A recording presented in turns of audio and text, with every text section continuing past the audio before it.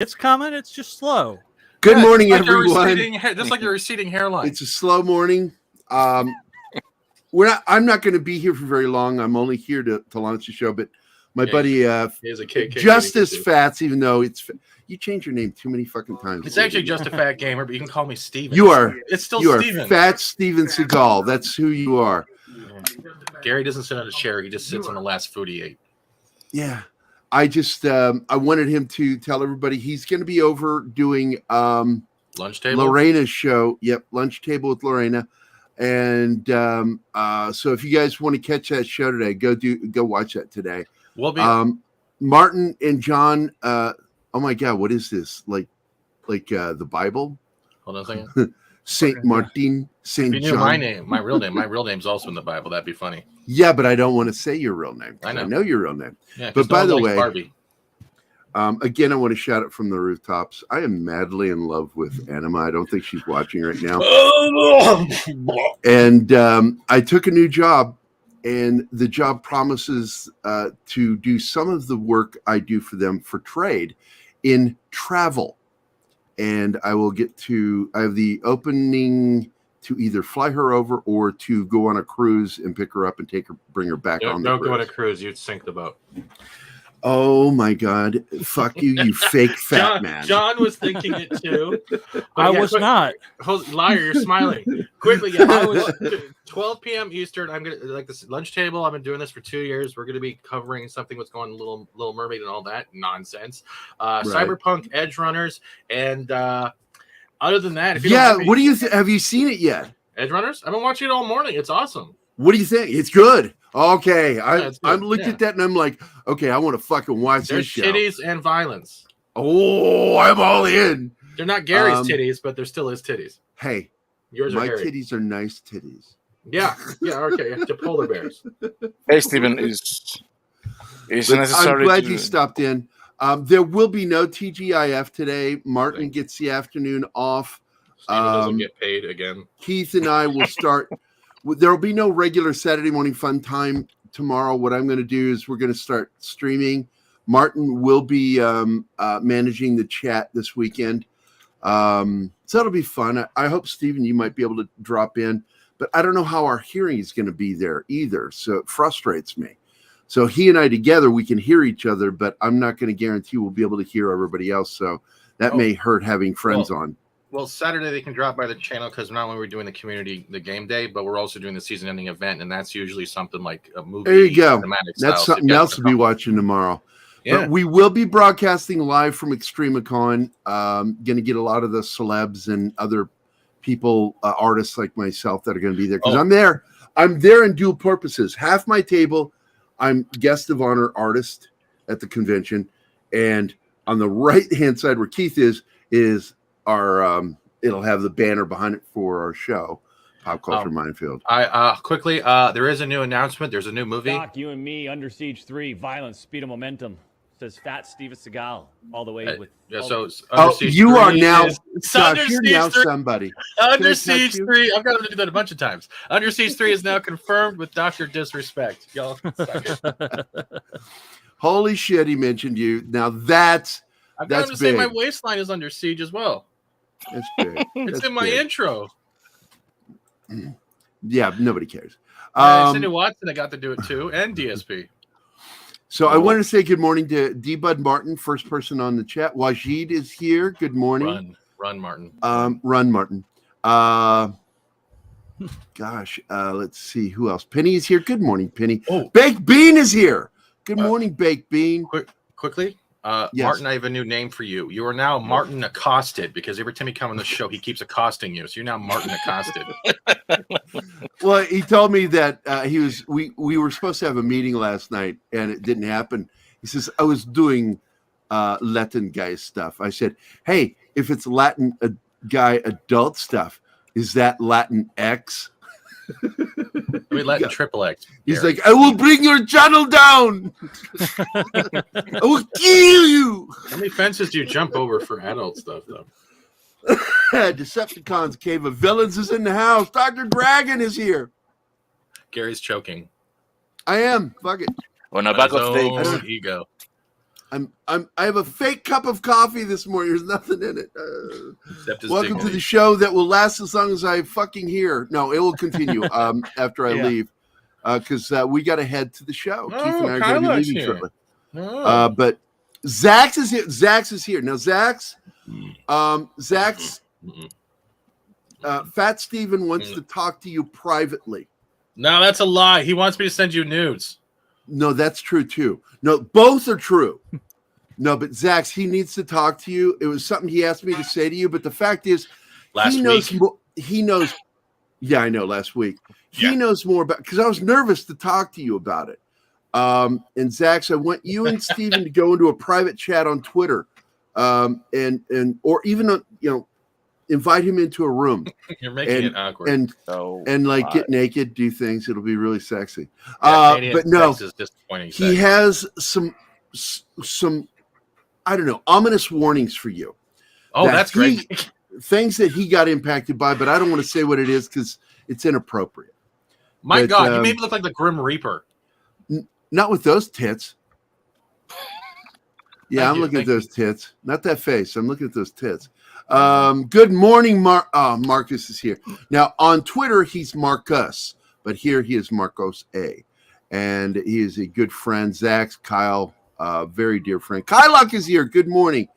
Oh, yes, Anima is here. She didn't get to hear what I said about her this morning. Yay. Please don't make him repeat it. No, she can just rewind it and find out what I said. You know that people can do that, right? They're so sweet. There it is. Down syndrome Gerry. That's me. That is me in real life, dude. Yeah, it is. I'm fucked up. But yes, Zax, please talk with Steven privately. You don't have to. He has information for you that you need to be aware of. It's important for you personally, to be aware of. So you sound like Satan. I do not yet. Hail Satan. I'd actually watch Under Siege 3. That damn straight with Doc and me. We'll do good. What, with Steven Seagal? Hell yeah. Yeah, Steven, me. Yeah, and it's important advice because other guys like you have been. Oh my God, go fuck yourself, Steven. You asshole. I would handle Batman twerking before Spider-Man. Jesus Christ, he's a fucking kid. You just made it weird. You made it weird. No, you made it weird. You're weird. I should take my shirt off and expose myself to you again. Ladies and gentlemen, I quit. Please welcome Martin Accosted. And John No Beard. Oh, I mean, sorry, Das No Beard. Sorry, John. Go hit him up now, and you go talk to him right now. Now, before the show. No, I'm in the shower right now. Okay, didn't go do it before you go to that. Lorena's lunch table. But okay, I'm in the shower. Just talk to him real quick. Zach's joined him in a conversation. Stop it, Gerry. Stop forcing the white man to talk to another white man. What is this? Yeah, I love you, Steven. Fuck off. I'm kidding. Go deal with that. Go deal with it. I kicked him. I actually kicked him. Because I want him to go talk. I want you, Zach, you go talk to him right now. Because what he's talking about is really important shit that could impact you and your channel. And I don't want you impacted because when I told you to fly from, yes, I told you to go fly, but I didn't think you'd leave the nest. And I miss you like so much. But I don't want you having any problems as you move forward. And he's got really good advice for you regarding like some of the videos you've been posting. Because there are people out there that are litigious, brother. That's all I'm going to say. They're litigious. So I love you, man. Go talk to Steven. Marcus, good to see you, my friend. Candlestick holder? What the fuck are you talking about now, Bean? I got to go back up now. I'm going to go walking soon, so I'll be listening. All right, yeah, put us on your headset. John is going to be taking over with Martin, so it's going to be the John and Martin show.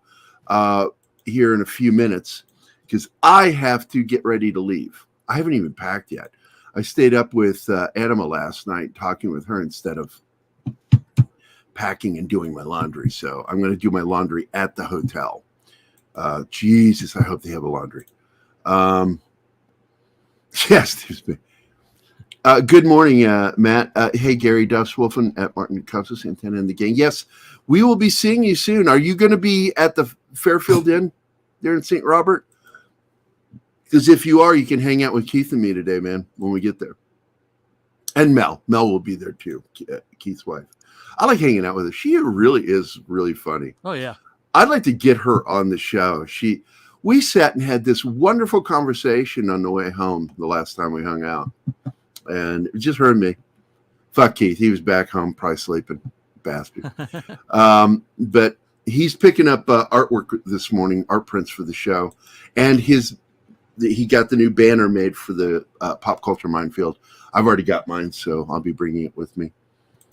I might need to pick up some tape because you know what? It's so finely printed all the way up to almost the edge that one of the edges came out of the thing when you stretch it up and go. The corner is out. Can you tape that? Like when it's open and then remove the tape when you're closing it? I'm asking you, John. Oh, I don't know. I haven't used those. Oh. Well, that was a waste of 2 fucking minutes. Sorry. I'm driving back and forth. I'll be over. Oh, so you won't be staying. Okay. So I'll just use the hang banners and the table banners. Well, the table banner is what we were planning on at first, but then Keith got this idea of going with a back banner, and then we got the price on the back banner. Even with Jeff always charges good prices. It was too high. So we went with the telescopic banner. Yeah. And so he'll have that on one side of the table with him, and on my side will be my artist banner because I'm actually there as, a guest artist. And but I want to do PCM stuff too. So Keith and I are actually going to use the funds from selling the artwork to cover the expenses and to also probably help pay for some Pop Culture Minefield shit. But anyway,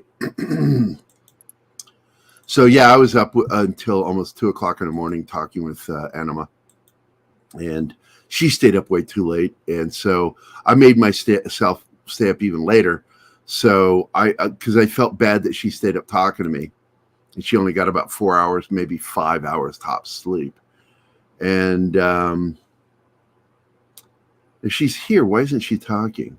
Is anybody talking? Maybe she's asleep. I'm going to go look, see if she messaged me privately. Anyway, we stayed up really late, and she hasn't, she's not in our private chat either. So, but I saw her in the chat here. What did she say? She said it's 4 hours. I'm half asleep. Oh, poor thing.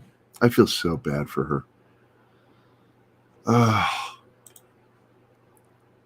Yeah, see, I made myself stay up, so I only got 5 hours sleep.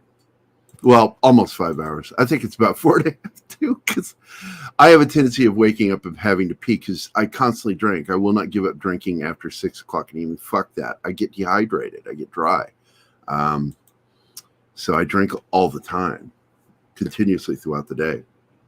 And so I got up at I think 4, 5 this morning, went back and laid down again and just had trouble getting back to sleep. And finally fell asleep for another, I think 45 minutes. And then I just got up, started my day. Yeah, I was up at 7:30, watched Rings of Power, went back to sleep for a nap. Was it worth it? Not really. No, it was. It's not. It was better than She-Hulk. That's not saying anything. That's a pretty low bar. That's a low bar. I know. But it's a bar nonetheless, even if it's one you could step over. So Dr. Drak, did I already see him? I don't think I saw him. Did I see? Yeah, I did. Never mind. I said good morning to him. I hate missing people in the morning and forgetting to say hi to him. Because, I talked to our producers, and I even talked to Keith about it. I said, what's different about Pop Culture Minefield and the way we do our shows are a little more intimate with our audience, where we really, and this is something I talked to Anima about. I said, I think that's why our show grows so slowly, because we are that way. And I tend to, Scribe's here. Good morning, my friend. Hey, Scribe, do you like some of the shit I said this morning on Twitter? I got gnarly last night. At one point, what's her name? Frost over there on 4G or whatever that fucking channel is. Oh, Frost. Was. She's celebrating and posts how, survive the. It's like she cost everybody their fucking jobs. Yep. She's the reason they got fired, and she's celebrating. And somebody posted about it, and I think Scribe saw it. I said, hey, look, man, a turd's a turd. You can't turn it into something else. She's a turd. So she's always going to be a turd. How intimate. What does the super chat get me around here? It gets you to go into the champagne room. Whatever happens in there stays in there. Anyway. Well, except for no, the it's video because camera. I spend a lot of time. The shows are really, the morning show in particular is really designed around talking to you guys. And, Mikey, Mexican Iron Man, he and Pat are both like, nobody does that. Does their shows based around talking to the chat. And I'm like, well, the chat's why I'm doing the show. And they said, I know. And, but they have concerns about it because our growth is slow sometimes. We should definitely be already at 10,000. And we're not, because of how I do these shows. And I don't know what to do about it. I'm not going to change how I do it. I do these shows because I enjoy doing them. If I don't enjoy doing the shows, why do them? TGIF and Saturday Morning Fun Time they're a little different. But Monday through Friday on this show, this is my show. This is me having fun talking to you guys. Good morning, Monkey Jeebus. How you doing, buddy? Joe's Atmosphere. Hey. I make friends, and I become very friendly with you guys. Now, I'm not going to touch you inappropriately. You can, unless you ask. That's only in the champagne room. That's only in the champagne room, and what happens in the champagne room stays in the champagne room. But this show's about my interaction with you guys. And so, sorry, I just got a nice note from Anima in private chat. So it's just, I'm not sure how to grow the channel the way it needs to grow right now. And so I'm trying to work on that, because I really do need to work on our channel. I got to get us to grow. But this morning show, I'm never changing it. This is how I'm going to do the morning show, period. And I wouldn't have half the motivation to do the streams that I do without the support and interactions I have with the audience. I'd rather have 100 dedicated viewers over 10,000 nameless. And I want to say that because I really do. But the fact is, I really need to make Friday and Saturday. Because look, Martin, the guys that help me, they need to get paid. And right now, every bit of money that comes in is going into the support of the channel. And I need to get a backer. I need to get a backer. So I need to get us over 5,000 quickly. And so after this convention, I'm going to be focusing a lot of energy on building and growing the show, and getting more numbers of subs, and because that will have an impact. I also need to increase the number of viewership for Friday and Saturday in particular, because we need a backer. We need an official backer, whatever you call them. What do they call them here? Sponsors. Sponsor. We need a sponsor for the channel. Like AA. And Wajid says, I'm touched. Joe says, hail Martin Acosta Santana. Yes, that's to you. And Monkey Jeebus says, or sit in a bathtub naked and pretend you're dead and Gerry will touch you. There you go. That comes straight from Monkey Jeebus because he's one sick motherfucker. I like his twisted mind, man. He's a twisted, nefarious motherfucker. I like him. Well, I have the luxury of having a full-time job, so my situation concerns are different than those working to turn YouTube into a career. I have a lot of respect for those that succeed on here. Yeah, and I'm still working my career, and I'm trying to transition it because when I retire from art, I want to retire to just doing this. I enjoy this more than doing art. I have to be honest. I really do. I'm biting my tongue right now. Why? You do art? Oh, fuck you. And there you fell again for it. Would you? Okay. Yeah, this is funny. Fletcher, good morning. Now it's D-Bid Martin. Way to misspell his name. The funny thing is if they're in the chat, in the chat, all you got to do, it autofills the name. So you shouldn't have to worry about misspelling names. Brightest day. Good day, sir. And it is a bright day.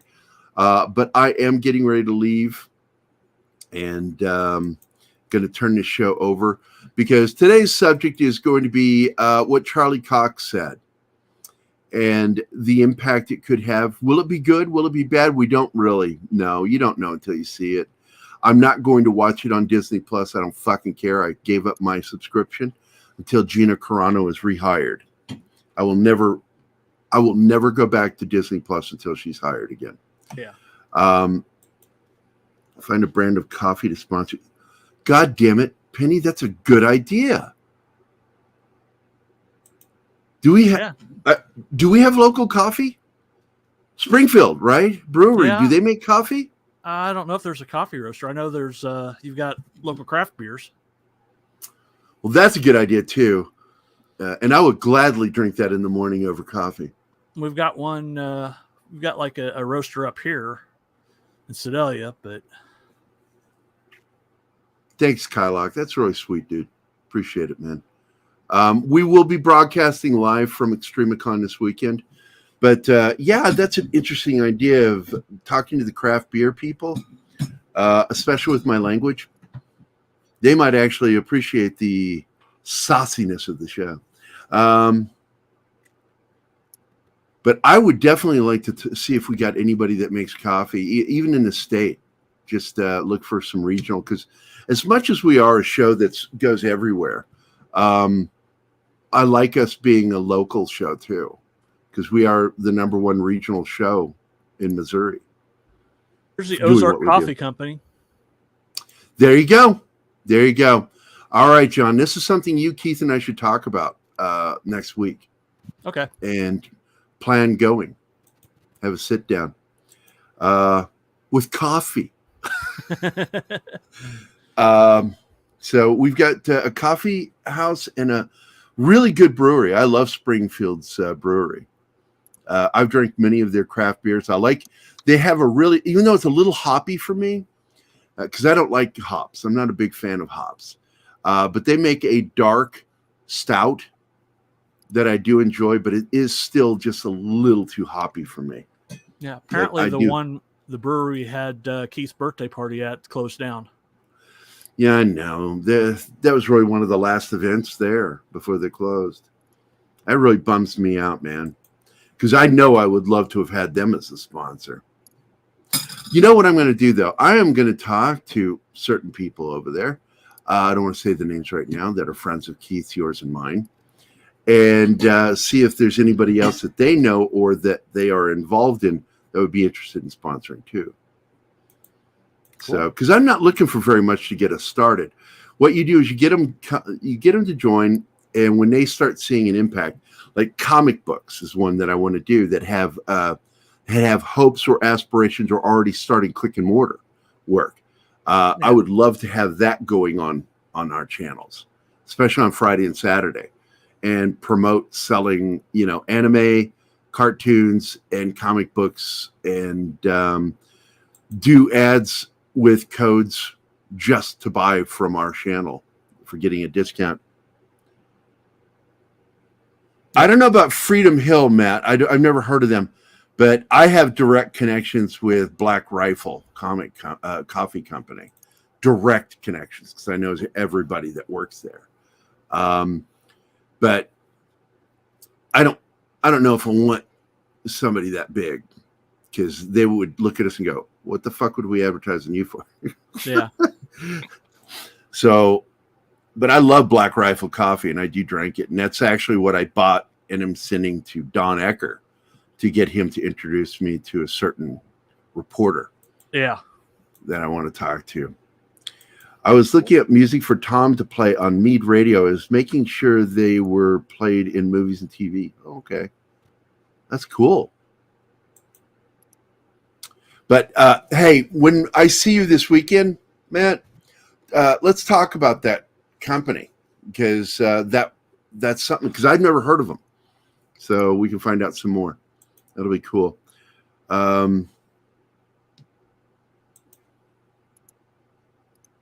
Yeah, Martin. Anima is just, she's amazing. Yeah. Aww. So cute to see somebody in love. It just makes me throw up. In your mouth. Yeah,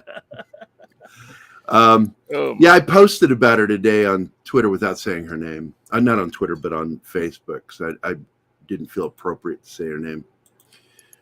But I just don't talk, I'm not a guy that talks about love. I just don't. And man, it's just, to be this age and fall in love with somebody is weird.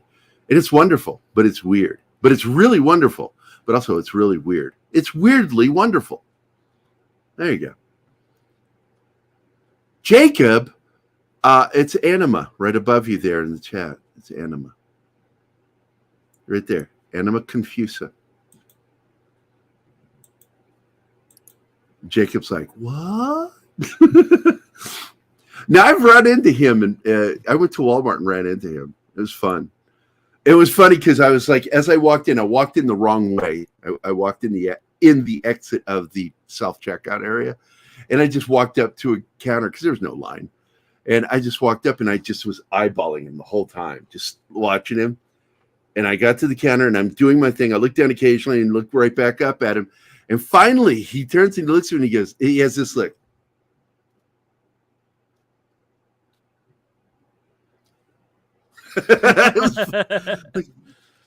He gets it. Whoa! All the stage of recognition. And the whole time he's doing that, I'm like, doing the Jack Nicholson. Yes, yes, yes, it's me. That was fun. Oh, fuck you, Jacob. Now you guys got Jacob doing it. You've got a new fan. You got Gary's 6-inch clone in the audience. I guarantee that's fucking Fat Steven. Fucking Fat Steven. Good morning, Gary's 6-inch clone. I'm just going to say this to you. That is 9 inches from thumb to pinky. That's all I'm saying. Fuck you.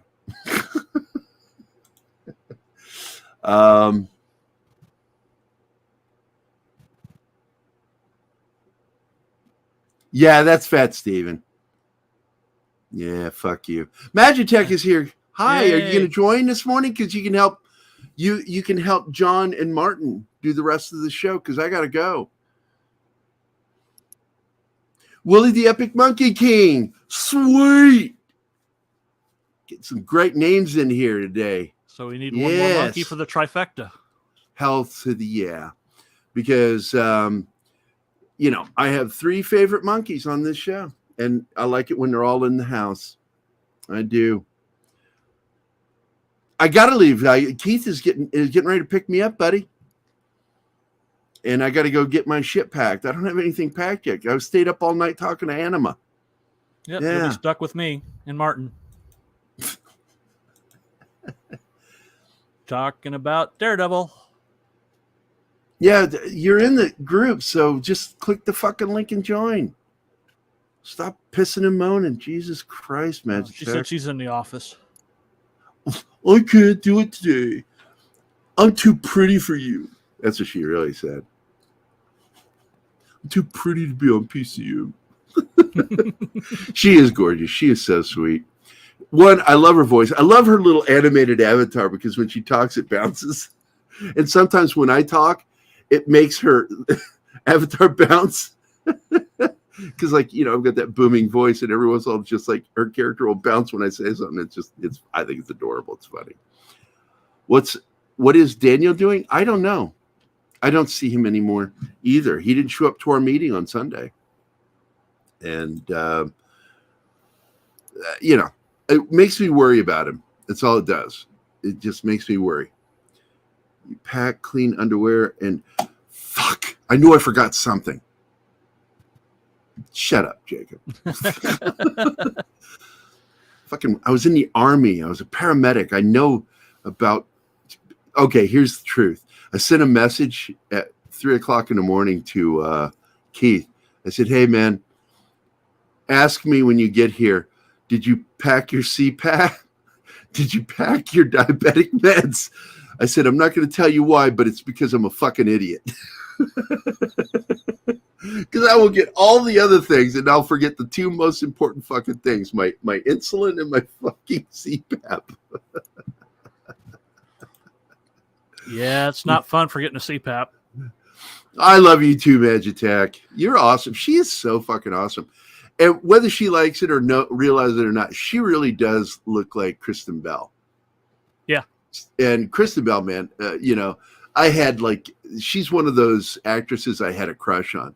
I had a crush on her until after 2016. And then I was like, oh, you had to go negative. Oh.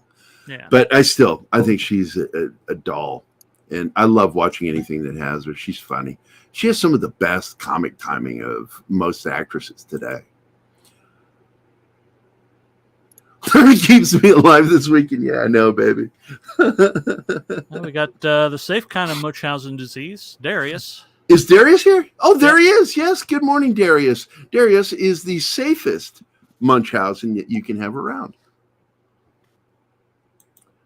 Because there's Munchausen by proxy, and then there's Munchausen the opposite of it, where they themselves are what do you call it? Hypochondriac. Yeah.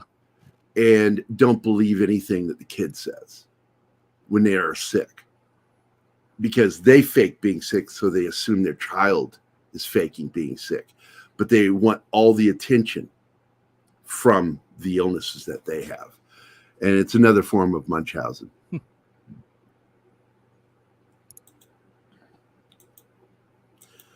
Keith is picking up stuff, and I'm looking at the time right now. I gotta go. It's 10:30. I gotta go get stuff done, and I'm gonna leave the show up to you. Do you have the news article? Yep. Okay. From Geekosity? Yep. Got it right Well, here. also another one that was open. Just go look up Daredevil on Google, and then click news.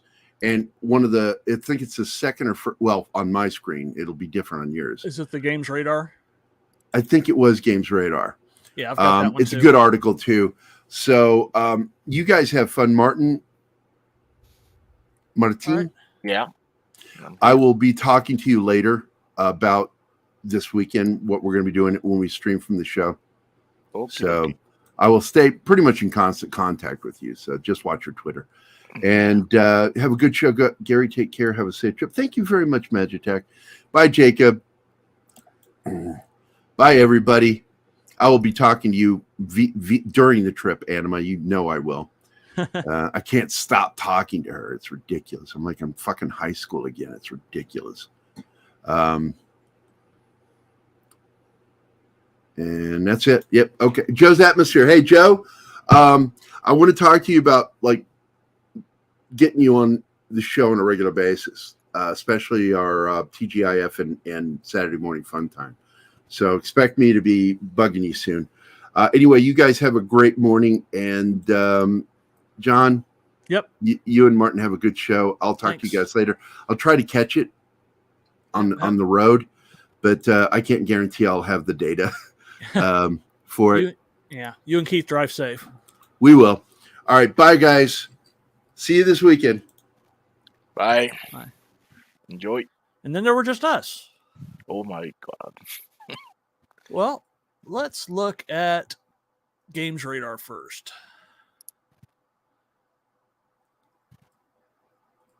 Let me do the whole share screen thing. Don't need to share audio for this. Did you get that, Martin? Yep. It's there. Right. It says Charlie Cox says Daredevil Born Again won't be a continuation of the Netflix Daredevil series. It's ended years past. We're making another show. Charlie Cox revealed the new Disney Plus series with Daredevil Born Again will not follow Netflix Daredevil series. I don't think it means we're going to tell Frank Miller's Born Again in the comics, Cox said during the Marvel panel at D23 via IGN. I don't think it means that. I think, we made the Netflix show. It ended years past, and we're making another show. It's a perfect title. Cox, lawyer by day, vigilante by night, first appeared in the Netflix series of the same name, which ran for 3 seasons between 2015 and 2018. He also starred in the Defenders spinoff alongside Kristen Ritter's Jessica Jones, Mike Coulter's Luke Cage, and Finn Jones' Danny Reed, a.k.a. Iron Fist. All 4 Defenders series were removed from Netflix and moved to Disney Plus earlier this year under the new title, The Defenders Saga. The new Disney Plus series, which was first announced at San Diego Comic-Con, is set to be 18 episodes long, so Matt Murdock is getting plenty of screen time. After a cameo in Spider-Man No Way Home, Matt Murdock is also set to appear in She-Hulk and Echo in the upcoming Hawkeye spinoff series starring Aquila Cox as a titular hero. He'll be joined by Vincent D'Onofrio, who will be reprising his role as Wilson Fisk, a.k.a. Kingpin. Daredevil Born Again is set to be released on Disney Plus in early 2024 as part of the Marvel Phase 5. In the meantime, check out our picks. Well, whatever. That's not important. That's Games Radar stuff.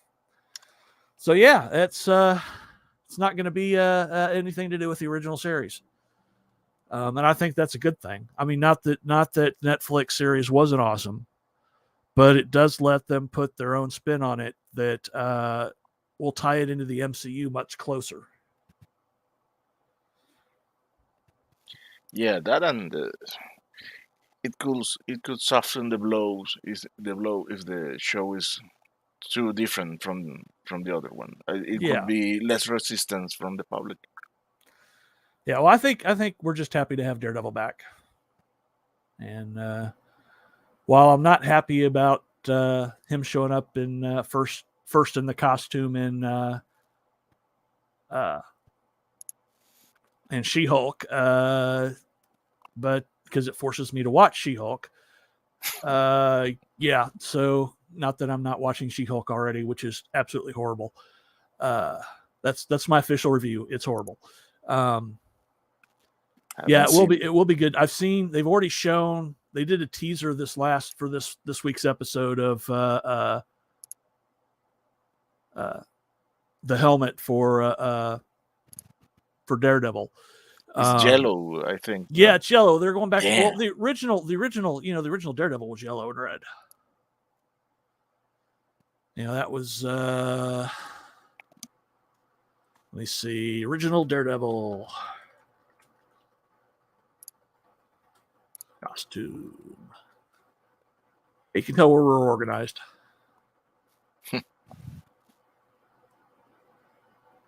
Okay, yeah, see, here's the original. Oh yeah, I can see that. Yeah. All red looks better. Yeah. Well, but you got to see it because the whole thing was in this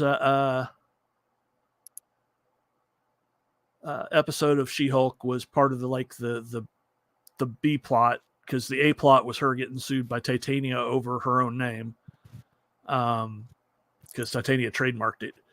Yeah. But the B plot was her getting a new costume from the guy that, their version of Edna Mode, person that makes all the costumes for the heroes.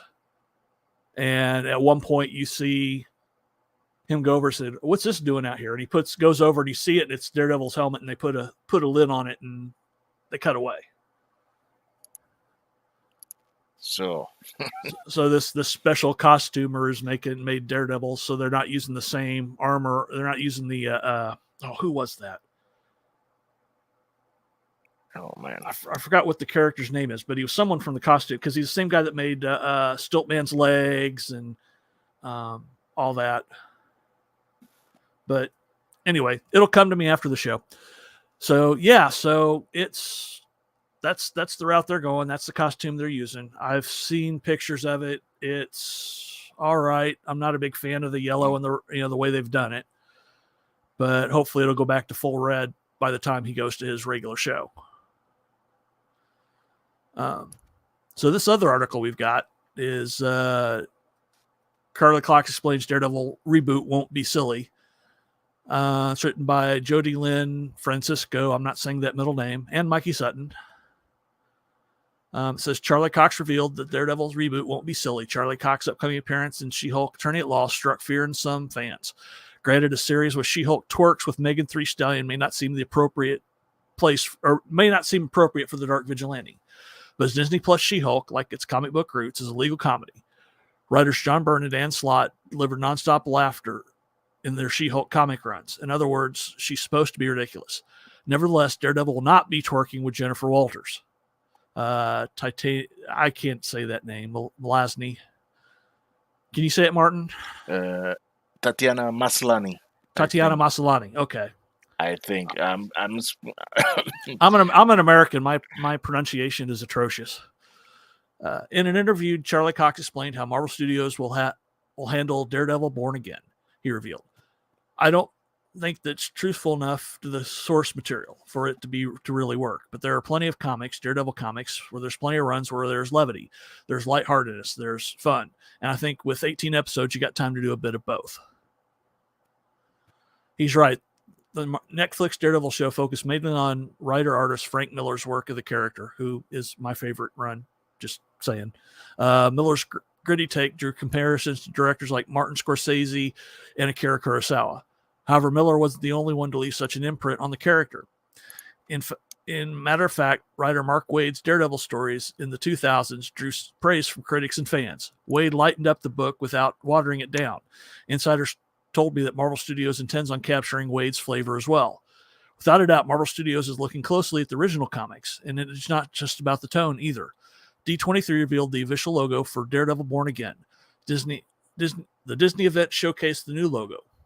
Now with sports overlapping DD from his comic book outfit. Now sports the overlapping DD from his comic book outfit. That particular element of the costume is something Cox wants for the character. For the whole run Netflix show, DD logo does not appear on Murdoch's suit. And see, here's the helmet. That's the shot that you got in She-Hulk. So you can see the helmet's all yellow. So I imagine they'll have a red version of that at some point. Everyone is looking forward to finally seeing the blind superhero. Oh, sorry. Were you going to say something? No, I just wanted to acknowledge the presence of Polly, who's in the chat. Oh, asking hey, for our fallen leader. Oh, for looking for Gerry. I've taken over the show, Paulie. It's my show now, damn it. Just kidding. He's going to a convention, and he will. There won't be a TGIF today, but they're doing a on and off. They're doing broadcasting from the con tomorrow. So yeah, so you're basically stuck with me. That is not a bad thing. Nah, it can be. I'm not as suave as Gerry. So, do you have any backdoor anecdotes? No, it's an improvement then. Definitely don't have any backdoor. Nope, no backdoor anecdotes. Sorry. It's an improvement. Everyone is looking forward to finally seeing the blind superhero. It won't be much longer. Last night, She-Hulk dropped a massive Easter egg for him. Specifically, it showed the yellow helmet in a box. Teaser trailers unveiled Cox's Matt Murdock breaking in the new suit. Trailer advocates being true to the source material. Or the actor advocates being true to the source material. What a relief. Certainly, it will not be good to have the character move away from his ominous tones. There's a reason why Netflix series work, and Marvel Studios president Kevin Feige made a point that he'll keep what worked. Marvel Studios is using the character as a bridge to several characters. Daredevil Born Again won't have a direct connection to Netflix predecessor, but that won't matter. Like what Cox said, with 18 episodes, they can cover many loose ends as possible. Daredevil is home now, and that alone can assure fans and audience that he has a lot more to offer in the future. So it looks like Daredevil or Charlie Cox seems to think the series is well in hand. And I certainly hope that's the case. I mean, let's face it, as Gerry says, the same people that have done Phase 4 is doing Phase 5. Yeah. Depends on who they get. I don't know who they're going to get to do a showrunner. It depends on who they get for showrunner on whether it turns out. I mean, because they've been really missing a lot on the Netflix shows. Now, I have, unlike Gerry and Keith, I like a lot more of it than they do. But because I kind of liked Moon Knight, I enjoyed it. Yeah, I enjoyed it, but the level of enjoyment went progressively down. Well, yeah, I got progressively worse, but overall, I enjoyed it. I kind of like the way they did the Afterlife. I thought that was neat. Yeah, but yeah, and I know it pissed Gerry off. But yeah, and I liked Ms. Marvel was great. I don't care what anybody says. That was well done. I haven't seen that one. Watch Ms. Marvel. It's definitely one of the better ones. I like most of WandaVision. They started off really strong. Yes. I really love that 50s sitcom feel to it. And then they went to the 60s and the 70s. I thought that was really good. But then, the ending, I'm glad we got to see White Vision. But, and I'm really glad we finally got the actual Marvel Captain Marvel. Yes. Which is not Carol Danvers. It's Monica Rambeau. Mm-hmm. She was, when I was a kid, she was Captain Marvel, and she led the Avengers. Look at this. You have praise for Paulie. Oh, thank you, Paulie. So, the rest of the Marvel series were okay. But She-Hulk is not good at all. It's just I like the first episode was fine, and I didn't have a problem with how they changed her origin because it fit within the MCU. With her getting the powers instead of a blood transfusion, it's just blood leaked into her bloodstream, and that just paid forward the power, that they could do the strength of Hulk's blood, how strong it is, and how it affects things. But the whole twerking with Megan Thee Stallion was just why. Well, I don't like the twerking in general, but it's something that really She-Hulk would do. That's the thing. Yeah, it is, but I know they're doing the Dan Slott run, and that would fit more in with his run, but it is what it is. We just have to deal with it and get past it. There's only a few more episodes left. But fortunately, we get to finally see Daredevil. That's the whole reason I'm watching. Oh man, what can I say? They have. Penny, I know you love it, but I don't see the appeal, and I'm a fan of the comic, man, and I think they did dirty to Jen and Pug. My man, poor Pug. Nah. Well, and I'm not. If you love it, that's fantastic. I'm not taking anything away from anybody that likes it. No. We all like different stuff. There's stuff I like that Gerry and Keith kind of look at me kind of strange for liking it, but hey, because I mean, personally, I have affinity for bad movies. I keep saying I like Sharknado. Yeah, Sharknado's awesome. Basically, if it comes out from Asylum, I'll watch it. I don't care if it's bad. I just want to see it, even if it's train wreck. But but I like a lot of bad movies, and that's just my thing. It's Yeah, I get it. And I'm not talking about the B movies. I'm talking about like the Z movies that come out that are like Iron Sky. And I love Iron Sky, man. Oh, Iron Sky was awesome. Nazis on the moon? Hey, what's not to like about that? Yeah, I agree. If they would have stuck with Burns' run, that would have been amazing. But they went the other direction with that. Joe, that's just... Stone Pie Media. I've been looking for that movie like crazy, and I cannot find it. Even I don't have that one. And I have a lot of bad movies. Like I said, if I have the, because I like the what they call the mockbuster. That's what Asylum puts out, is those movies that knock off whatever the current big budget film is. So there's a lot of bad movies out there that are actually pretty decent. Yeah, I agree, Joe. Marvel just doesn't pay attention to what's out there. They've got this huge, giant back portfolio that they could draw upon, and they seem to be taking the wrong lessons about what to draw upon from. DC's the same way. DC actually has a deeper catalog than Marvel does, in my opinion. There's a lot more rich character. There's more developed characters in DC than there is in Marvel, in my opinion.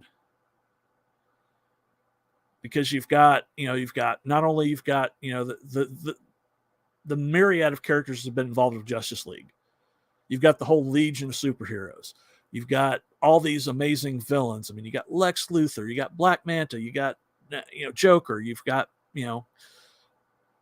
Captain Cold. You've got every hero has his own rogues gallery of villains to deal with.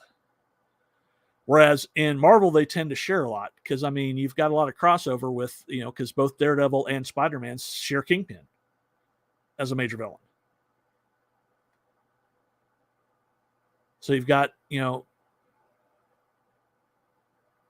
so you see the problem with Marvel and DC, one actual 14-year-old viewers instead of us, the 50-year-old fans with the 14-year-old taste. My tastes are a little maybe younger than that sometimes. Let's face it. Yeah. I'm still a big kid. I'm 52 and I still watch cartoons. So yes, Fletcher. Yes, it was. Oh. Now see, they're animated back before they switched over. They had their animated movies were much better than their live actions.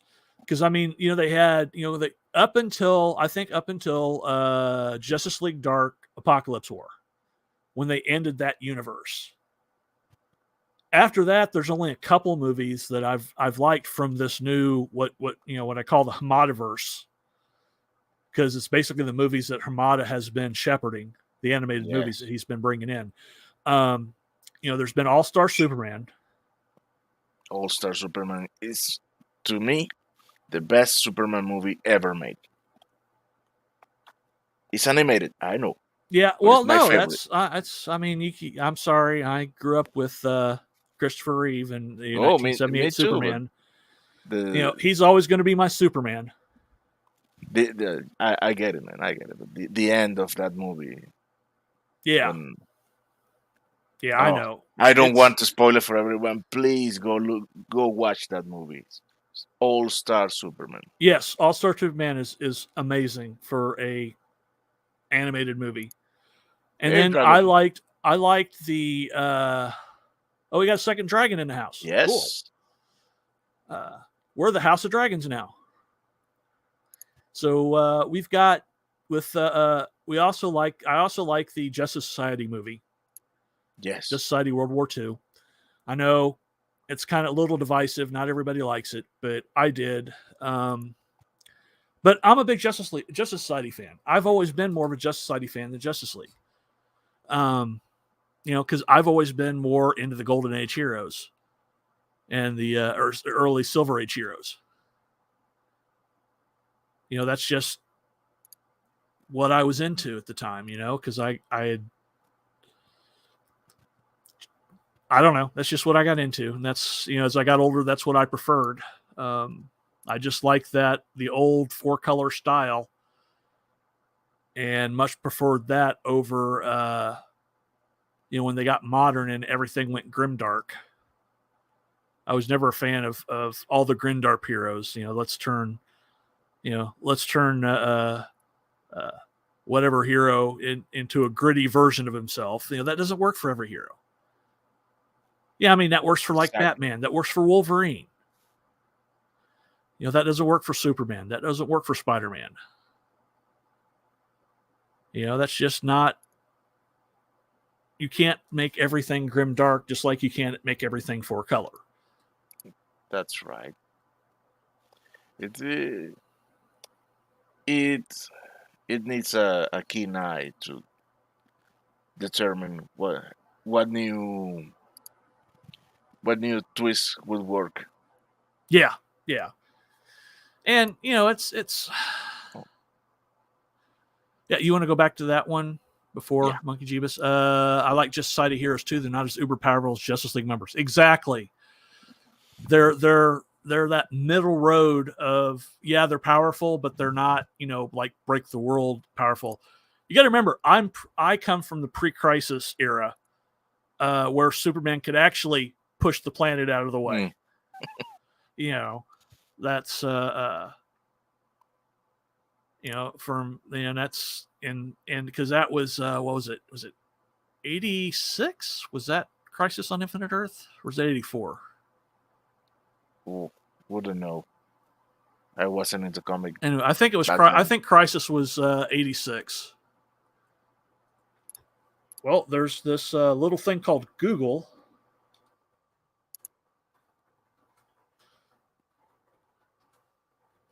That will tell me when it was.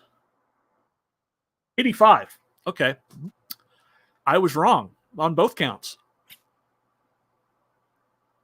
Well, it went to 86. So, yeah. But I mean, that was Marv Wolfman and George Perez. So,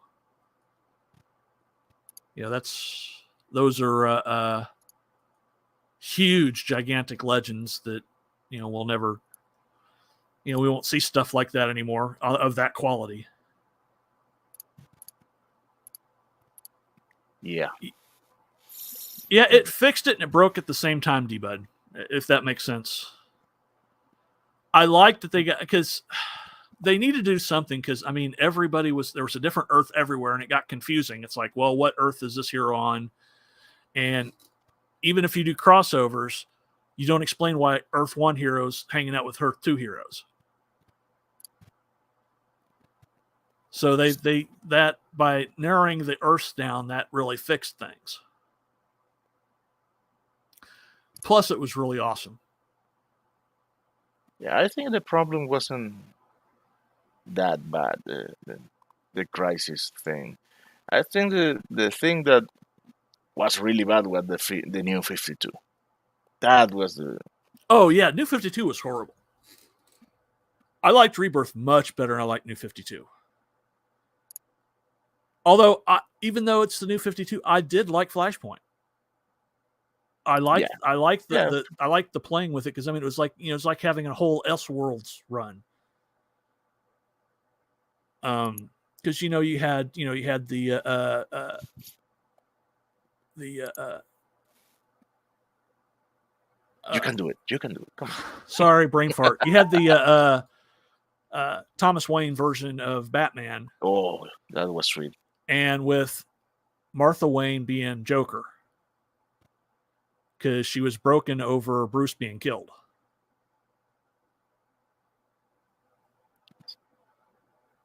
That's which I thought it was clever, That's just me. It makes sense. I mean, they're two different reactions to grief. One channels it into anger. The other one is just gets broken by it.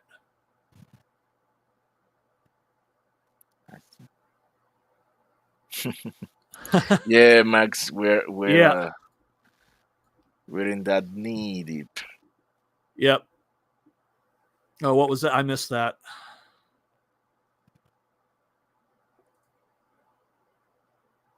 Oh, a lot of people driving the Grimdark don't understand the Grimdark. Yeah, that's true.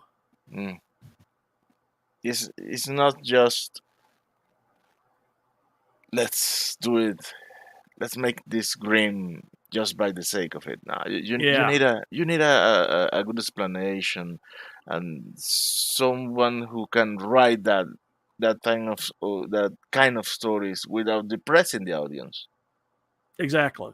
Yeah. I'll see, and that's. I have always said that Neil Gaiman was overrated. I was never a big fan of his in the first place. Now, his Hellblazer stuff with John Constantine, that was fine. But the Sandman just got a little too emo for me. So it was never really my thing. Now I like his book with Terry Pratchett, Good Omens. They did a good job on that. Of course, I'm a huge Terry Pratchett fan, and we're getting off a comic book. Sorry.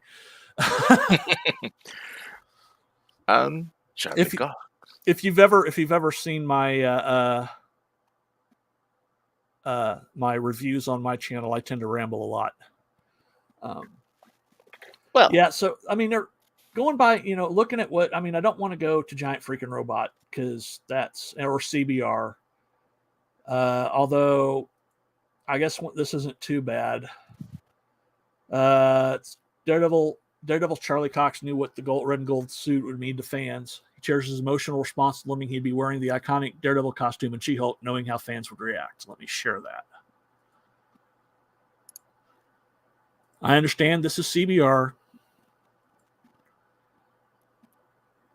but it does have a better picture of the suit where he's got the gold helmet with the red costume with gold highlights. Let me put that up. Oh, sorry. Yeah. So you got the helmet that you saw in She-Hulk, but it's got the yellow highlights with the regular red costume. It doesn't have the DD on it, unfortunately, but we might get that for the series. Anyway, it says Daredevil himself, Charlie Cox, revealed he knows exactly what the gold and red suit would mean to fans the moment he saw the designs. Cox shared an interview with Rotten Tomatoes at D23 that he first saw the new outfit when he was preparing to play Matt Murdock Daredevil for the first time in the Marvel Cinematic Universe. His MCU debut, which was a cameo appearance in Spider-Man No Way Home, where Matt Murdock served as Peter Parker's lawyer, did not call for a new Daredevil costume. But he is set to appear as the vigilante in the upcoming episode of She-Hulk Attorney at Law. So I had to go to LA for a fitting, and I walk in. I can say this now. I walk in, and I knew I wasn't going to wear it in Spider-Man No Way Home. I knew that much. But whilst we were doing Spider-Man, we were getting ready to do She-Hulk. So I got to go to LA to a fitting, and I walk in, and the suit's hanging there. But then there's a drawing on the wall, and it's the red and gold. It has the gold and red. Cox shares he instantly knew that version of the costume would mean to fans. And I was like, no way. It's funny because when you play the character like this for so long, you're emotionally connected to the fans' response, and you see something like this, and it means something to you because you know what it means, what it's going to mean, he said. Cox has been playing Daredevil since 2005 with a brief break between 2008 when Daredevil canceled by Netflix and his MCU debut in 2021. You start to have a sense of how people are going to respond so that when they come with that, you're like, oh man, this is unreal. The MCU is set to keep Cox busy for the next few years. He will follow up his guest appearances in No Way Home and She-Hulk with the Echo series in 2023 and the Disney Plus reboot of Daredevil subtitled Born Again, which is set to premiere in 2024. He will also lend his voice to the animated series Spider-Man Freshman Year. And new episodes of She-Hulk, Attorney at Law, streaming on Disney Plus every Thursday. Like I said, you can kind of miss it, except I'd watch it for seeing the Daredevil suit in action. So, excuse me a moment. Sorry. I'm not used to talking this much at one time. But yeah, so I mean, it's like it's like every interview I've seen, he seems hopeful that this is going to work. And I think he knows that what Daredevil means. You know, he obviously knows what Daredevil means to the fans. And he basically knows that, you know, you really can't screw that up. But then again, it is, as Dragonberg says, it's Disney. He thinks Disney's going to destroy it. I am cautiously hopeful. I'm really excited for it, but I'm also cautiously hopeful because I know what Disney's done this last phase. And I'm just hoping that sometime between now and when it starts, they wake up and they realize that they need to ditch a lot of the woke stuff and go to what the fans really want. Yeah, I could kind of see that. Although CW, that's like, you know, that's like trying to model yourself on a company that goes out of business. Yeah. I don't know, but well. Yeah. The business eye of Disney has been very. Oh. Well, they haven't hit rock bottom yet. That's the problem, because Disney's got such a war chest that they can afford to take all these hits. Bye, D-Bud. Have a nice day. Bye, D-Bud. Thanks for coming. Hey, it's Dead Man Walking. Excuse me. Again. So yeah, so they've got a big enough war chest that they can afford to push their agenda for a little while. So it's going to take a little longer for the ship to right, unlike Zaslav, who comes in like, you know, serial killer and just starts slashing away. You know, because that's what Warner needed.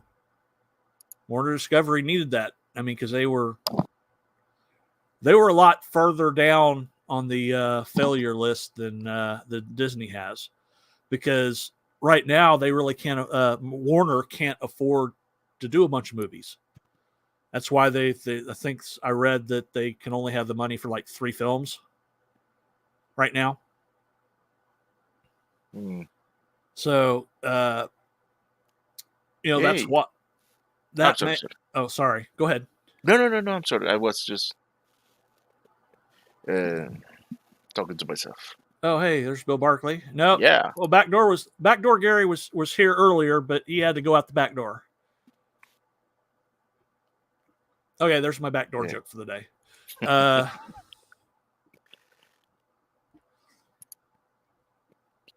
Yeah, so, you know, with the Zaslav, you know, they're down at, you know, Zaslav had to come in and pare stuff away. That's why so many people got laid off. That's why they had to drop the take the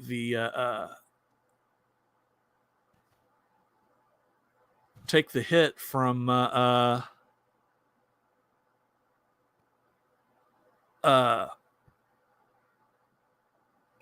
you know, take the loss on Batgirl for you know, as a write-off. Not only because it doesn't fit with the new direction that Zaslav has ordered them to go in with the reshoots of The Flash and Aquaman 2, but it's just, from what I hear, it's not a very good movie at all. Well, that's the. They even made a test viewing, I think. Yeah, they were supposed to do. Well, they couldn't do like a public viewing, but they did what they basically called the funeral for the series, for the show, where they showed it to like the people that worked on it. And apparently they deleted it off the servers. Now I'm sure that there's a back of it somewhere, because they wouldn't just delete $90 million worth of work unless they were forced to by like a court order or something. So I'm sure it exists in a backup state somewhere, but they took it away from the directors and they deleted off the server that the directors were working on, so they couldn't even do anything with it. So that's how bad that situation was for them. Instead of where's Waldo, where's Garrett, Backdoor Gerry, he is packing up. And so, but I do have something. If we want to move on from Charlie Cox, there's another Geekosity article, which is still Marvel. It is about the Secret Invasion. Sorry, my throat's really dried out. Let me share this.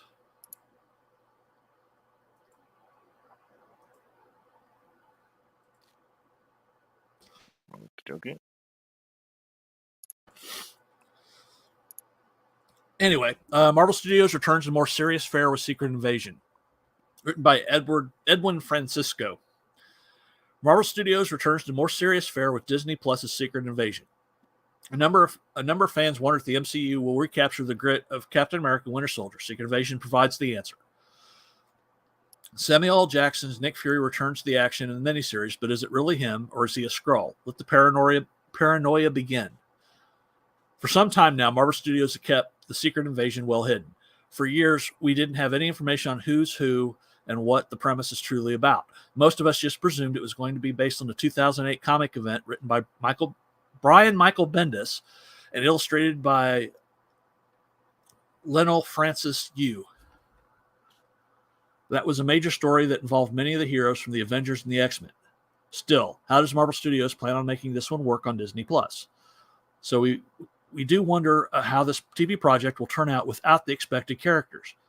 All we know is it focuses on Nick Fury. We've got a cast listing, but the announcement did not reveal the new actors' roles. Marvel Studios has hinted at Secret Invasion ever since they introduced the shape-shifting race called the Skrulls. They first appeared in Captain Marvel, where they set up Asylum on Earth. Every comic book fan... Sorry. Hang on. Take a sip of water, man.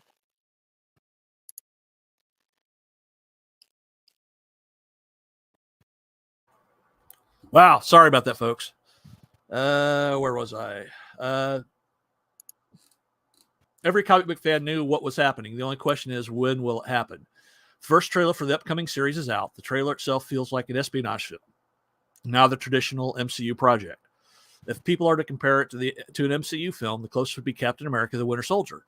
The trailer looks similar to a James Bond or Mission Impossible movie. It features the return of Nick Fury coming back to Earth from a long vacation in space. And here we learn it's hard to trust anybody. It shows several figures returning to the MCU, namely Maria Hill, played by Colby Smulders, James Rhodey, played by John Cheadle, Everett Ross, played by Martin Freeman, and Talos, played by Ben Mendelsohn. We also see Kingsley Ben-Adir, Olivia Colman, and Emilia Clarke. Previous MCU projects have hinted that Fury has been away for some time now. Most people presume that he left sometime after the events in The Winter Soldier, but then again, some theorize it could have been earlier. So in other words, Talos represented Fury in all his appearances after that. Talos is the one who took over Fury's role while he was resting in space with the Skrulls. It seems that Hill has also been in hiding, but is angry with Fury for not taking her calls for many years now. Based on the trailer, it appears the only reason Fury returned is because he knows about the invasion.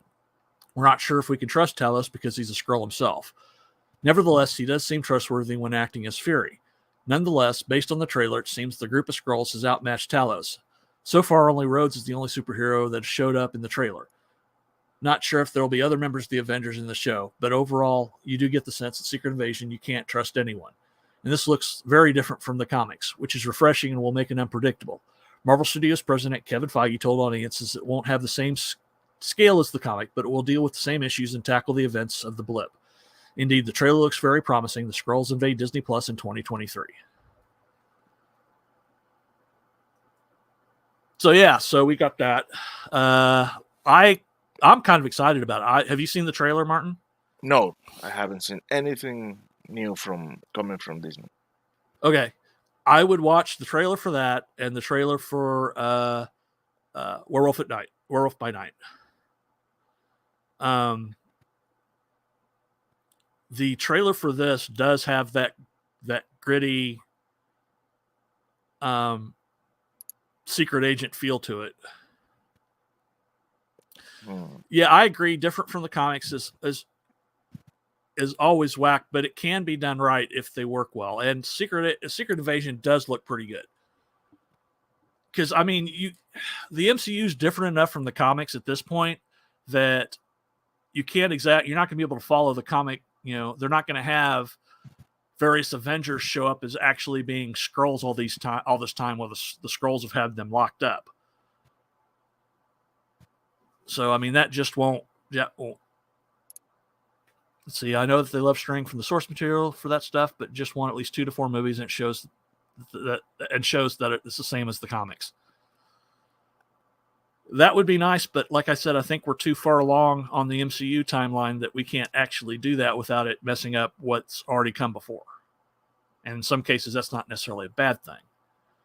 Yeah, because what we can read on a page not necessarily translates good to a screen.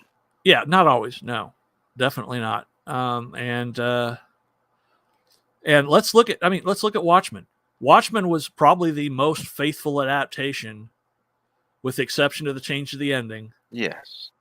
Which was a positive change. Here. Hey, Kingsport Cow. About time, my friend.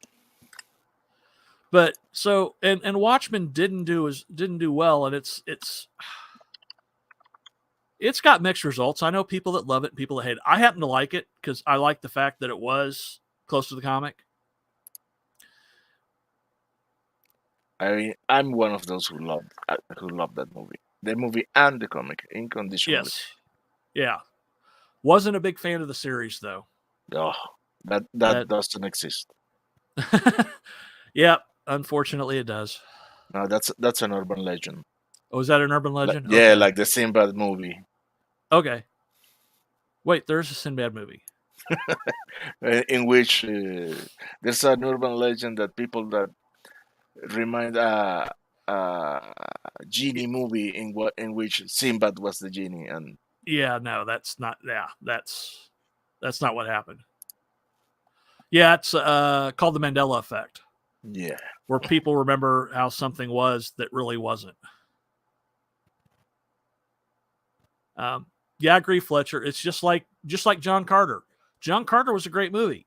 It just was promoted poorly, and apparently the money that was supposed to go for the advertising of John Carter went into the purchase of Star Wars. And you're right, Dragon Bricks. The director's cut is the only way to watch it. There's another one besides the director's cut that is even a little longer. The ultimate cut? Yeah, that's the one for me. Now, is the ultimate cut the one that adds in the whole the pirate? Yes. Pirate comic? Okay. Oh, yes. That's the one I actually have then. Is that one. Because that's the only way to watch it. Because I mean, I kind of missed having the comic in the movie the first time. Because I went to the theater to see it. I've gone to every comic book movie since when it on opening weekend since Spider-Man 1. Good or bad, I go to see it. Yes, yeah. that included Eternals. I went to see Eternals because I've seen every MCU movie on opening weekend. I'm not going to make a change just because I know this is going to be a bad movie. No, I did that until just till Endgame. After Endgame, I loosened my standards. What, you didn't go see Spider-Man Far From Home? Yeah, but not on. Oh, you didn't go to the theater to see it? No. Oh, okay. Far From Home? Yes. No. Well, I can. No, the only Spider-Man with this kid that I saw in movies was the last one. Okay. Yeah, because Spider-Man Far From Home, otherwise known as Spider-Man's European Vacation. Oh, yes. So, no, I went to see it. That's because I felt it was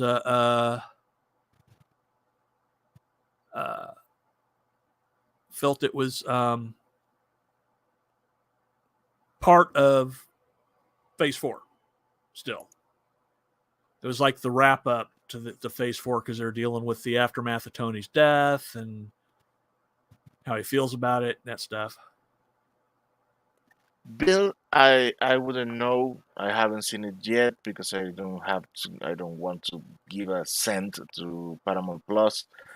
But what I have heard is completely opposite. Everybody has said Yeah. just positive things about how it looks. Yeah, I have to do some changes to watch my copy of the 4K version. Because I don't have a 4K player, I've got to use my PC, but I've still got one 1080p monitor, which doesn't let me do full 4K across the board. So as soon as I can afford to replace this 1080p monitor, I'll go full 4K. But I heard it was beautiful. A friend of mine indeed went and watched the re-release on cinemas. yeah, that would have been nice.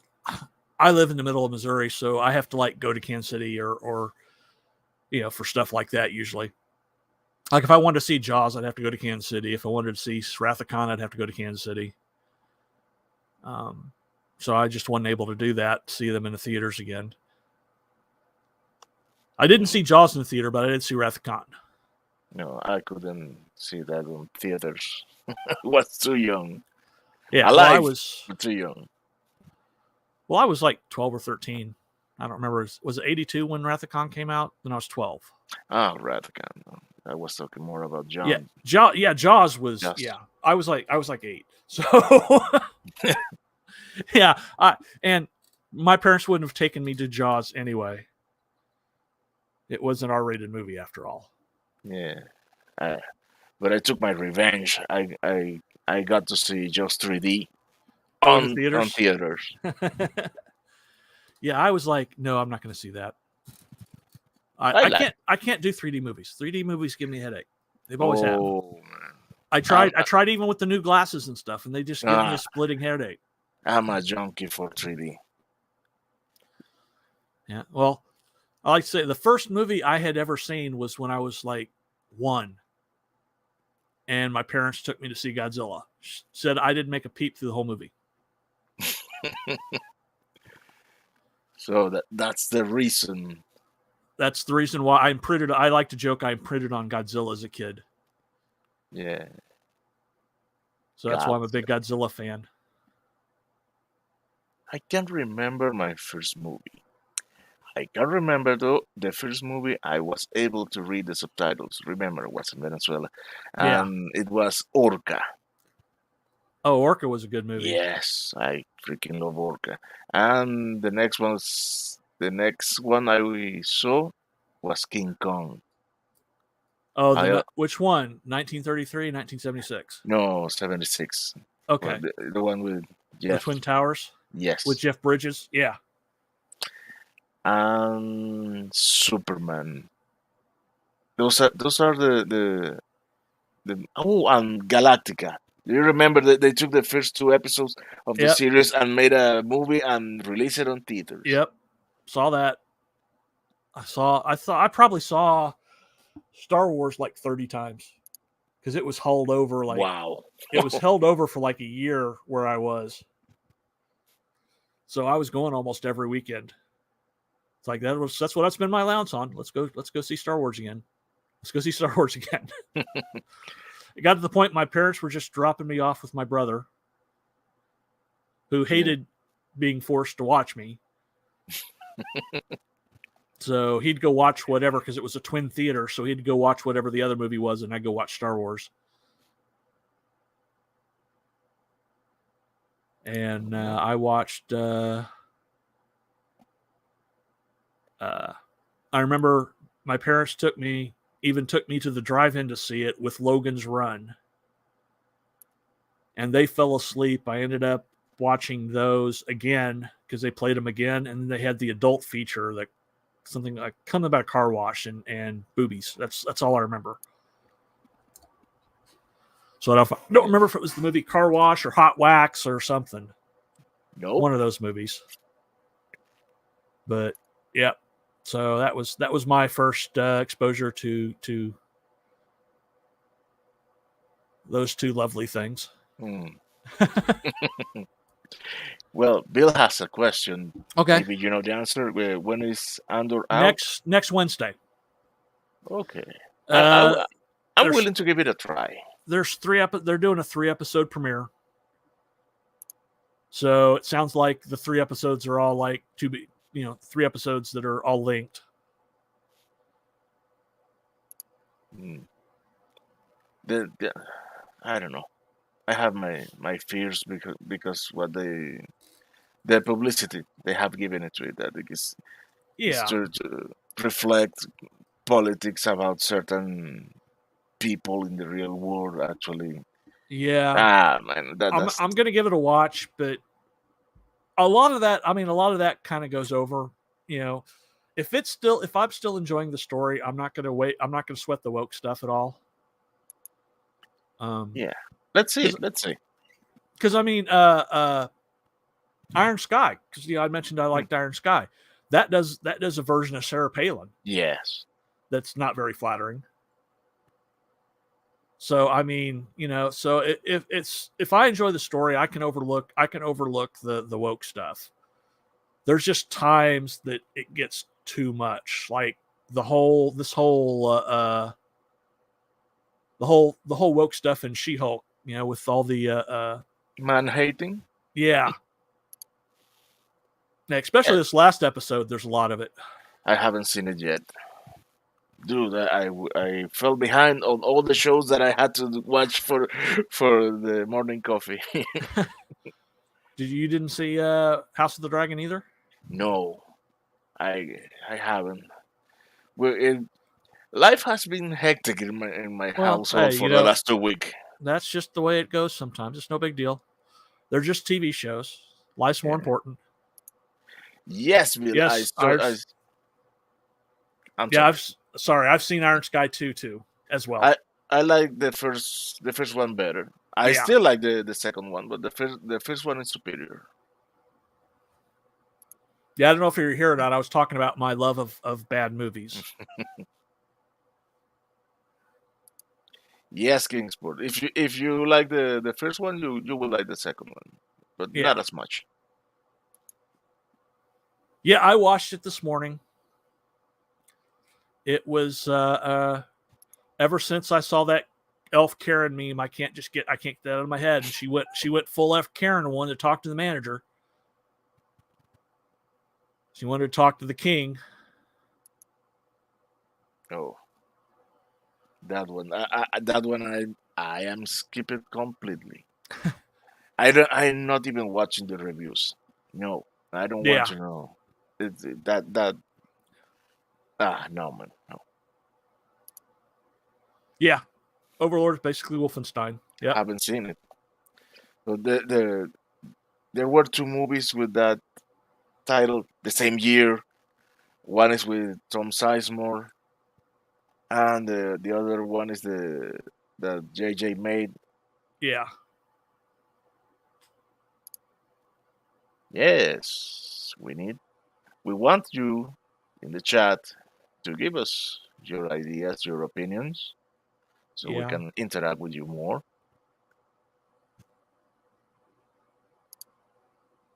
Oh, I will have to watch that. Then. Yeah, it's good. If you enjoyed the video game, you'll like this.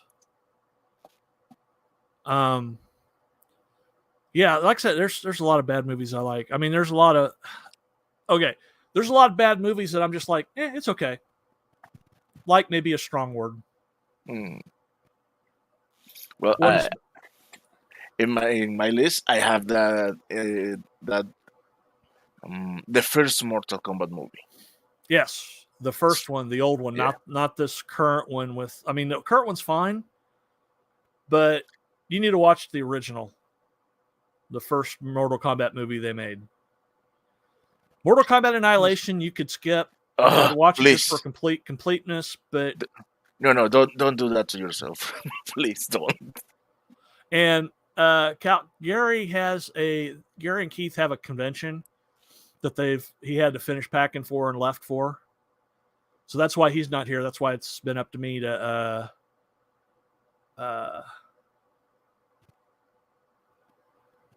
like try and carry on. Yes, King's Cabin was good. Very good. Yeah, I saw that in the theater. I thought it was just going to be a standard horror movie. I did not expect that twist. I was like, oh, this is cool. I like this. Yes. Original Mortal Kombat was good. Yes. Was. Yeah. And Bill, I don't know when the Quantum Leap starts. I'm not interested in it at all. Scott Bakula issued a statement saying he has nothing to do with it. He's not in it. He's, he saw the script, but that's just because he was the originator of the Sam Beckett character. But since he has nothing to do with it all, it has no ties basically with the original, I'm not interested. Kingsport, just be grateful we're not talking about Star Trek. Yeah, see, we're avoiding that show. Although we did technically mention it with Wrath of Khan, but that was more dealing with not being able to go see it in the seeing it again in theaters when they re-released it, because I had to go to Kansas City to do so, which is about 80 miles away from me. Look at that. Hey! Someone actually like Annihilation. Annihilation, the Mortal Kombat, or the other one? Kylock just realized I'm DOS. And we have the monkey trifecta. War Monkey is here. Yes, at last. What's continuation? Oh my. Yeah. Well, that's the new characters probably will be a female telling us how Scott Bakula did it all wrong. Yeah, probably. Like I said, I'm not going to watch it. It's not something I'm interested in. I mean, it came up in my feed, and I'm like, nah, I'm not going to add it to my schedule, because I use something called TV Calendar. I pay the premium for it every year. And let me share. I can show you what it looks like.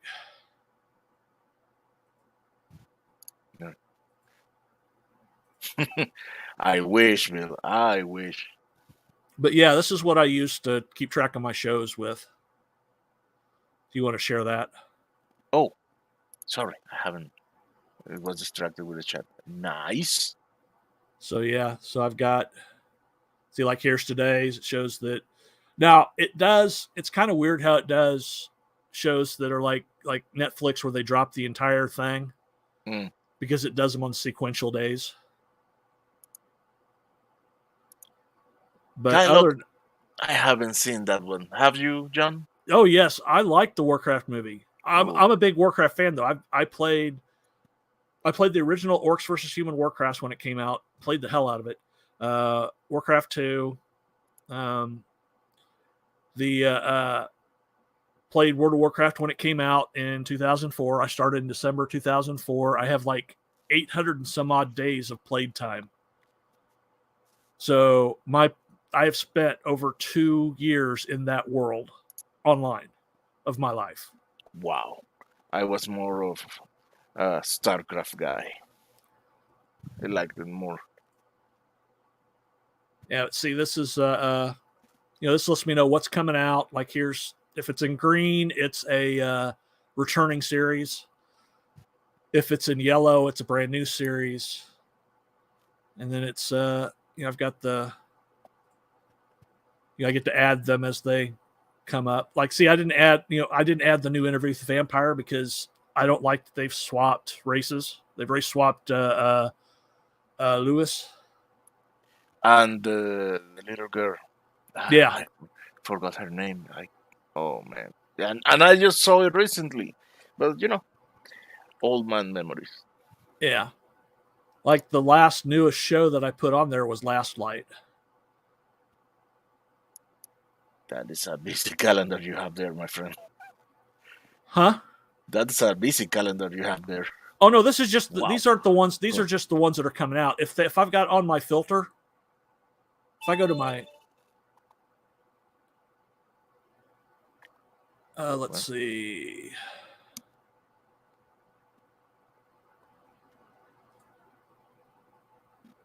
Yeah, there's my.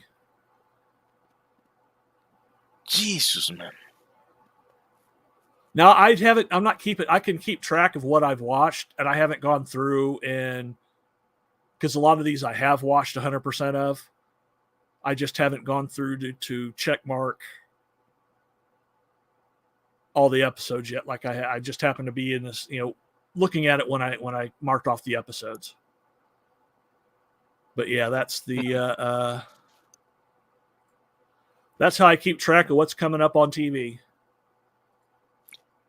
Well, I have seen finally Cobra Kai season 5 completely. How about you, John? I haven't ever watched Cobra Kai. Sorry. Oh my God! I'm behind now, and I haven't had time to catch up. Oh my God! I wasn't, what it was, because it was on YouTube. Because when it first came out, it was on YouTube Red. Yeah. And I didn't have access to it, and so it kind of just fell off the. I'm not that good.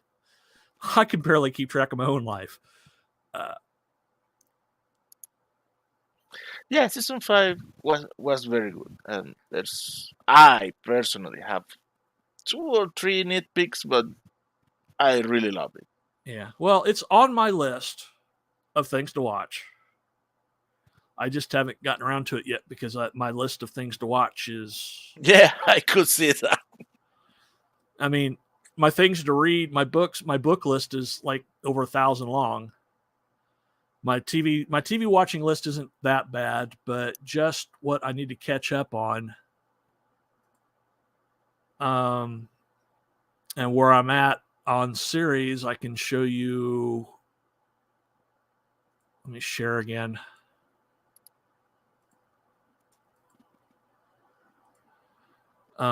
This is. Yeah, this is my Plex server, and these are all the shows I'm in the middle of watching. Wow. Yeah. And that's not including, because I've got, I do have Cobra Kai. I've got them all. I just haven't had time to watch them yet. These are just the ones that I've started before and just haven't finished yet. Because I haven't watched season 4 of Young Justice yet. I haven't watched season 3 of Umbrella Academy. And I'm not sure I'm going to watch season 3 of Lower Decks, even though I watched the first 2 seasons. So, no, I don't use Tubi. I use my own Plex server. Shall I cover the I and go R? I told you I tried to set up a Plex server, but the computer was not that beefy and it failed miserably. Yeah, well, I showed you my Plex server, so yeah, it's a beast, man. Yeah, I got that rack mount server with the dual Xenon processors and the 48 gig of RAM, and well, I discovered. No, I began to use Tubi last week to watch a very specific movie, a Polish vampire in Burbank, that I could not find anywhere else. And my wife discovered Tubi last night, and she became bonkers. I think I lost her to Tubi. I will actually have to look at it, see what's on there. There may be I might discover something I haven't seen yet, because I've already got the movie. I grabbed the movie for Shark Man on the Moon or whatever it is. Yeah, the Shark Side of the Moon. Yeah, Shark Side of the Moon. So that's actually in my within the next 4 movies that I'm going to watch. It's up to that point on my list. Just because, because I watch something, everything moves up. Oh, But yeah, I'll Kingsport Cal. I'll check out Tubi and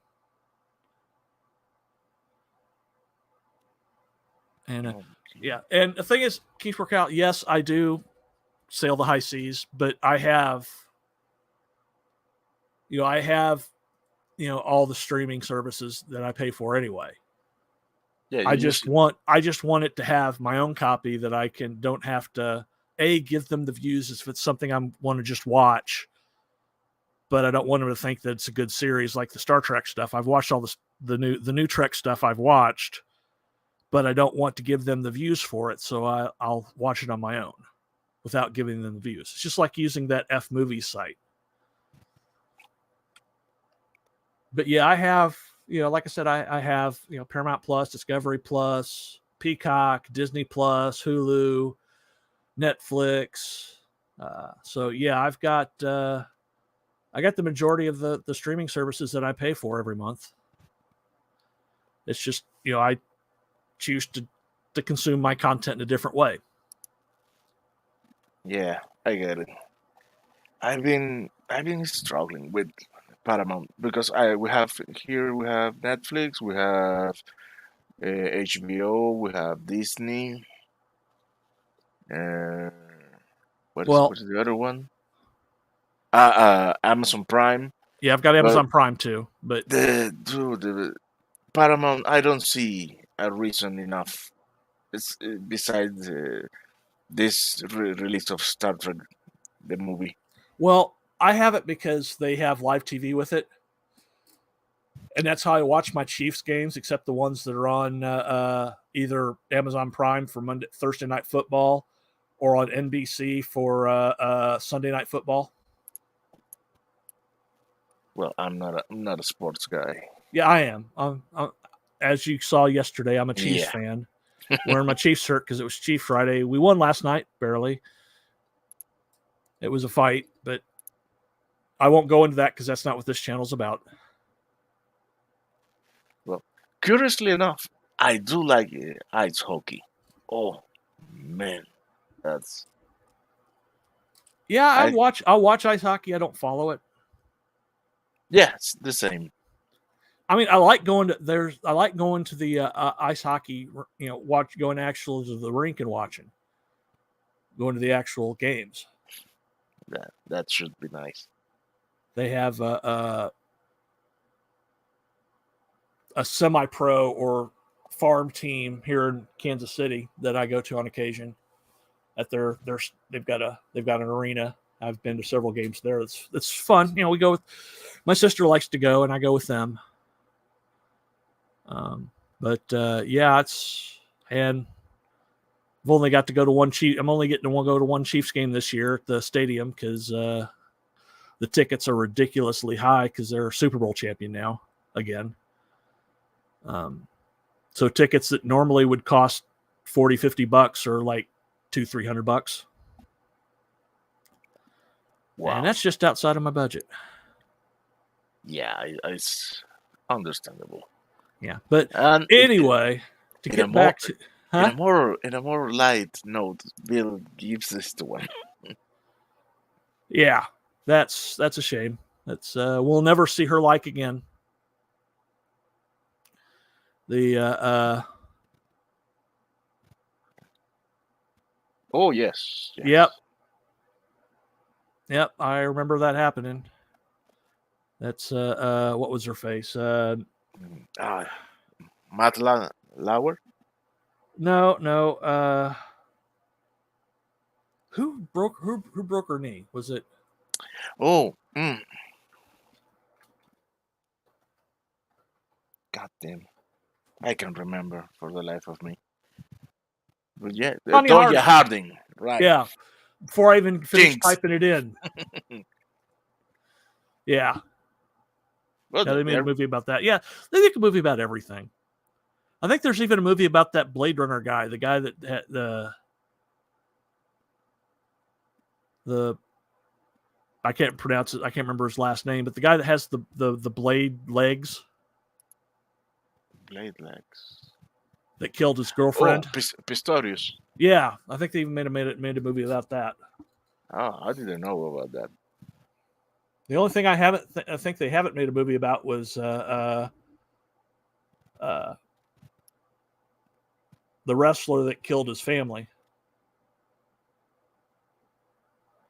Because I'm sure the survivors were, the other family members probably wouldn't permit that because that was just bad. Anyway, we're way off track.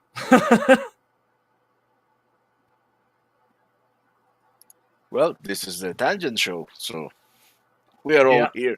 We're all accustomed to that. Yeah. Was she in that movie? Chris Benoit, yeah, that's who I was talking about. I thought it was Melissa Benoit. Sorry. No. Chris Benoit, that's the wrestler that had CTE really bad and went crazy and killed his family and then killed himself. Damn. Life is crazy, man. Yeah. Crazy. But there's well, we could probably wrap up the show. It's been an hour and 48 minutes. Yeah. So do you have my list for me? Yes, it's in the private chat. Okay. Well, thank you for coming. We got Baked Bean, D-Bud Martin, Decepticons Cave of Villains, Dr. Dragon, the Saturday morning cartoon villain, Penny, who's Dork Knight's mom, Wajid Leakey, Anima Confusa, Kylock, Marcos A, Zax, Kyle, Stone Pie Media, Scribe Light, Joe's Atmosphere, Monkey Jeebus. I'm not going to do the accent because I'm not a racist. Fletcher Williams, Brightest Day, Jacob the Critic, Gary's 6-inch clone, Willie the Epic Monkey King, Darius Munchausen, Cam's Crash Courses, SDM, Hex Allen Comics, Dragon Bricks, Bill Barkley, Dadman Walking, and Kingsport Cow. So I believe that's everybody. So thank you very much for joining us today. I appreciate it. Even though it's kind of without coffee, it's coffee without Gary or Keith, and you're just stuck with me. So hope you enjoyed it. And with that, have a good day, everyone.